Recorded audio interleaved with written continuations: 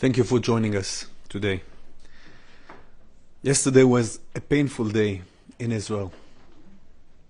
Yesterday Hamas killed Ephraim Yonah Feldbaum, one of our soldiers, an Israeli American citizen, father of 5 children. May his memory be a blessing.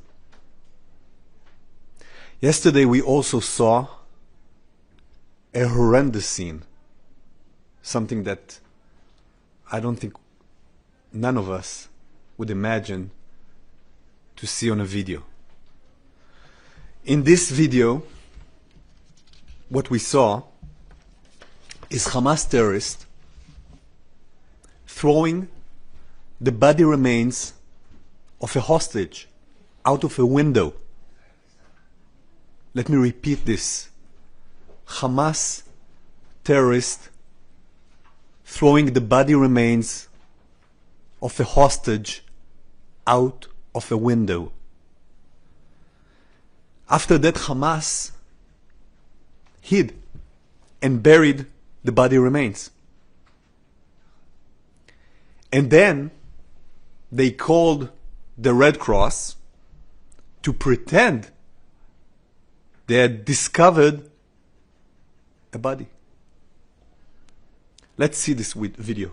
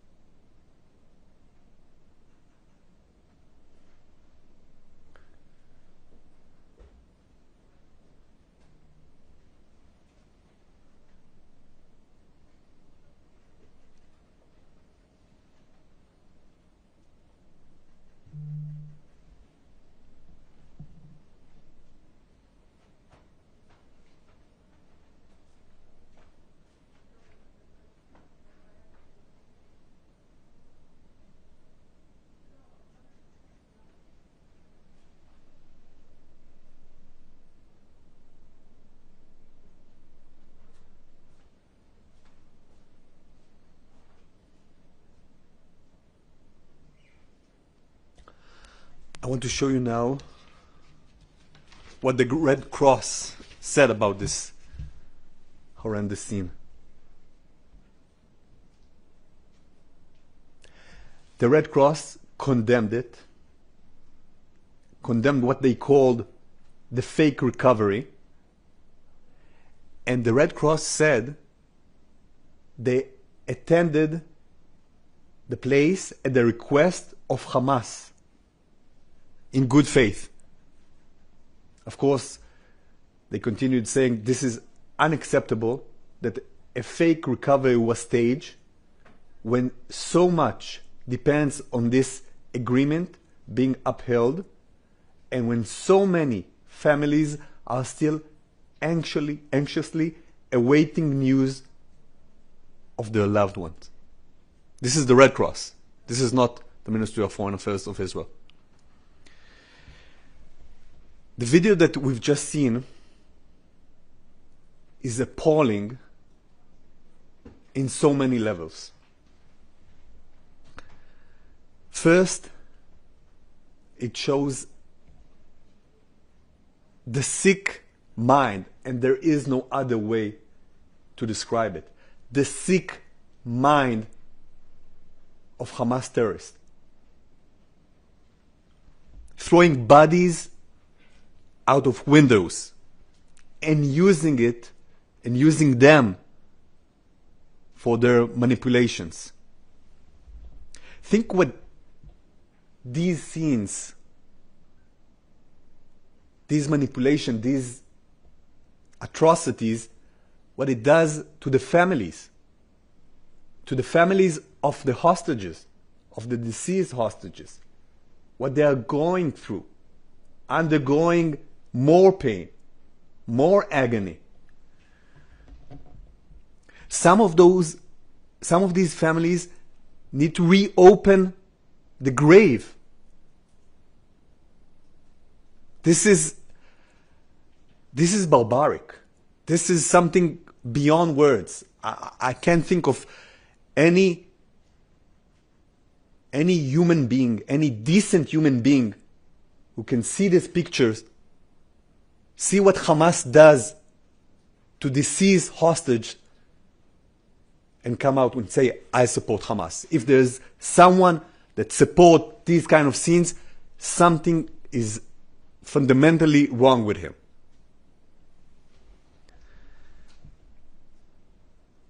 But this video proves more. It proves that Hamas constantly lies. You have it on camera.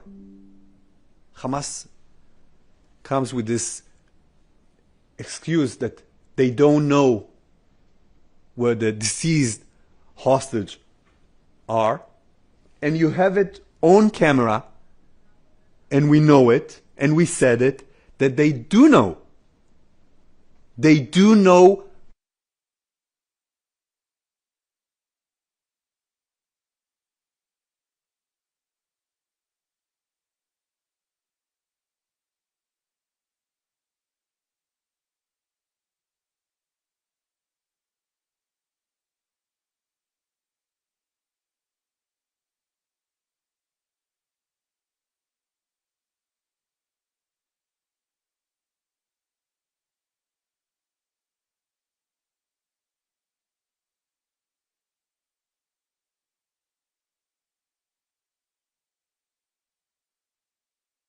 Is this time they were caught.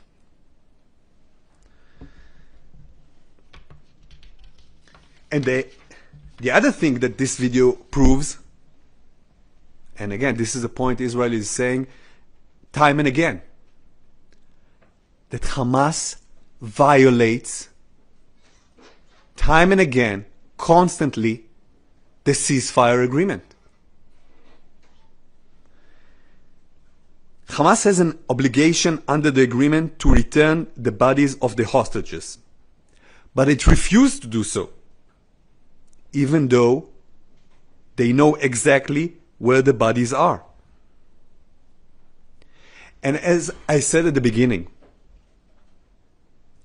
this wasn't the only violation of Hamas yesterday. Hamas opened fire against our soldiers. They killed one of our soldiers.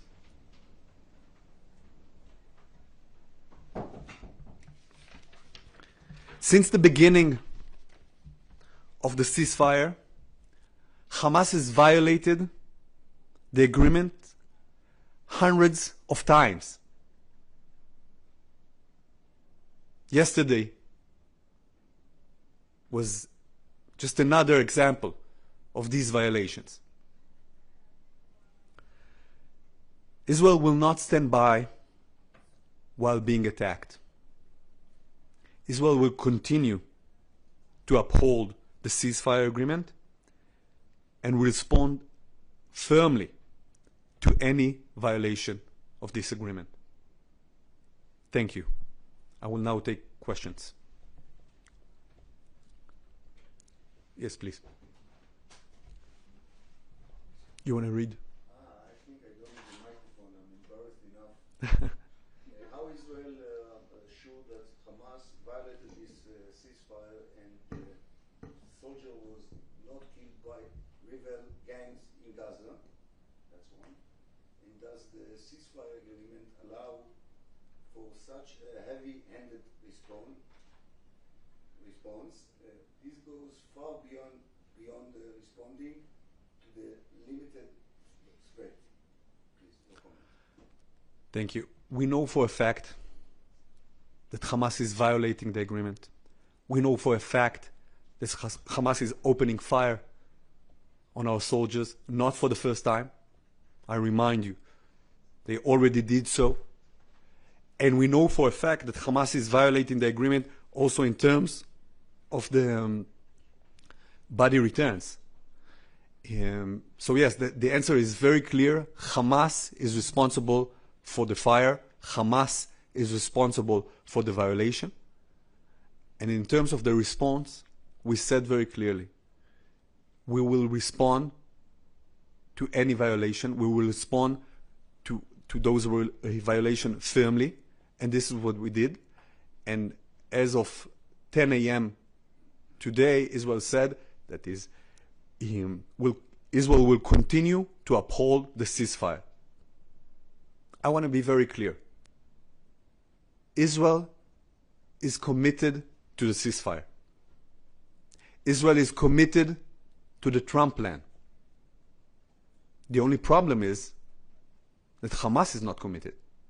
The only problem is that Hamas is violating the ceasefire, shooting at us, doing those terrible, barbaric, sadistic maneuvers with bodies of the hostages.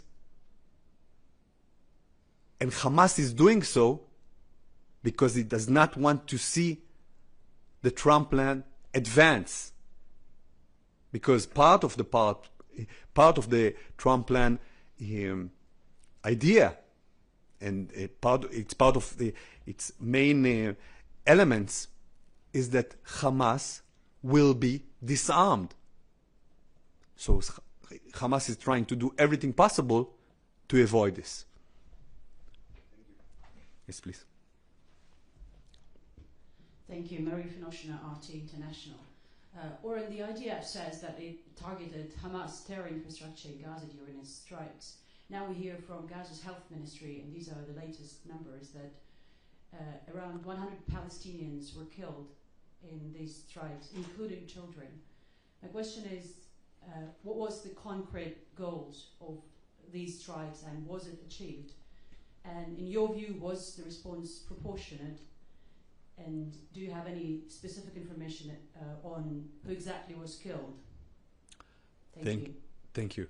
I think your question might be more accurate if you would start it. Now we hear from Hamas health authorities, because Gaza health authorities are Hamas health authorities, and those are notorious for their lies. We've seen time and again that you cannot trust any number, any information coming out of Gaza. You see that supposedly decent, neutral information that has to do with the return of bodies of hostages was manipulated. So we know for a fact that they are manipulating everything possible, and sometimes they are also being caught for that. Secondly, the IDF operates and direct its fire aims only at terrorists. When it comes to the urban situation in Gaza, what is often the case is a syndrome that we all know all too well, which is called human shields. Hamas is using the population, exploiting the civilian population, and locating itself within civilian facilities. So this is part of the situation in Gaza. And Hamas is torturing the civilian population in Gaza not only by its location. They are doing so also directly. And I'm referring to executions that are being held in daylight in the streets of Gaza. Hamas terrorists are shooting people in the head, and no one says anything. And it's okay. So this is attests to the nature of Hamas and the way they conduct themselves, not only towards Israelis, but to civilians in Gaza itself. Thank you. Was the goal achieved? Sorry? Was the goal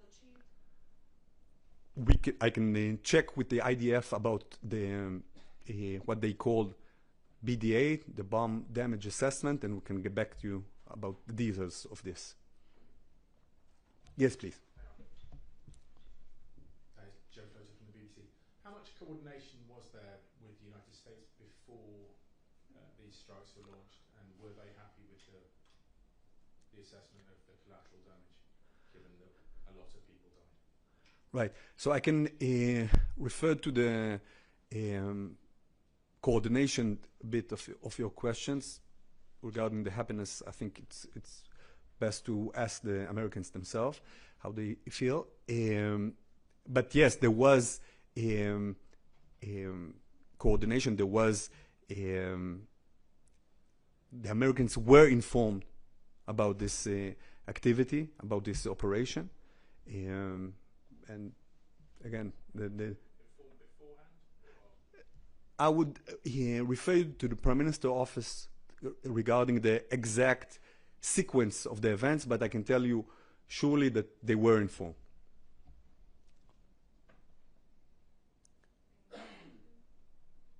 Okay, if we don't have any other questions, thank you. You have another one? It's okay. You're good? Is Israel taking her own decision in these cases, or only a green light? A very clear answer, and I think the Prime Minister referred to it. Israel is a sovereign country, and this is the most important thing that you need to keep in mind in this regard. Of course, we enjoy the closest relationship with our closest friend, which is the Americans, and this will continue to be the case. Thank you.